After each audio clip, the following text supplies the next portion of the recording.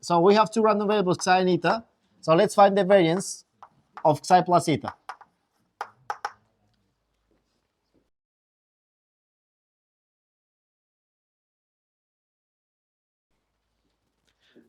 So is it true that the variance of xi plus eta is going to be the variance of xi plus the variance of eta? The answer is no. This is only true if xi and eta are independent. Okay, let's see why. So the variance of xi plus eta is going to be the expected value of xi plus eta squared minus expected value of xi plus eta, and this is squared. Yes? So now let's not use this formula, let's use the other one from the definition.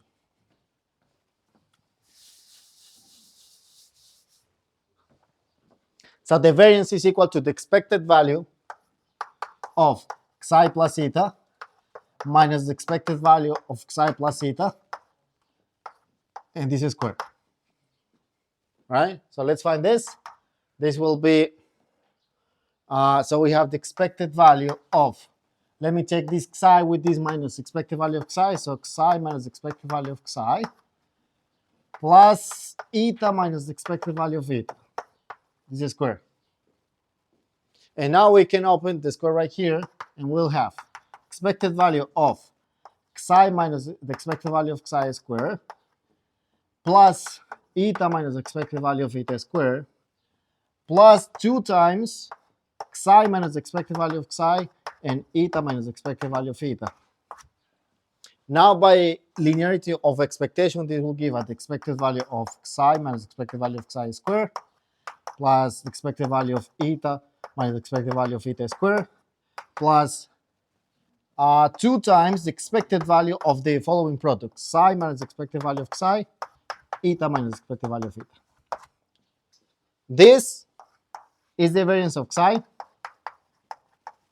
This is the variance of eta.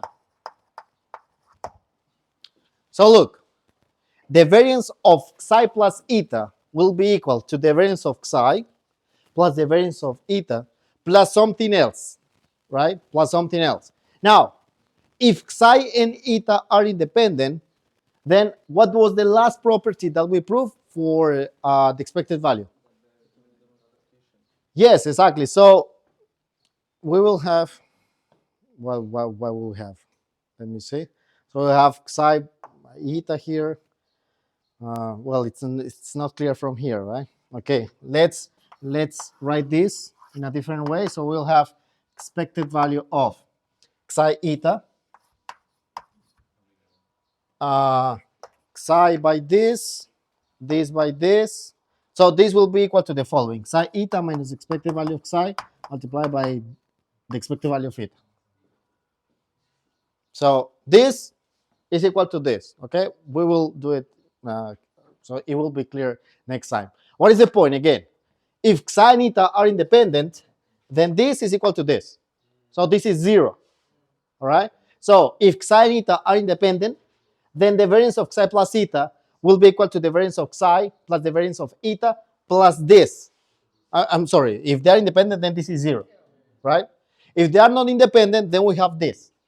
And this is something that we call the covariance between psi and eta, which is a number that will tell us how dependent psi and eta are from each other.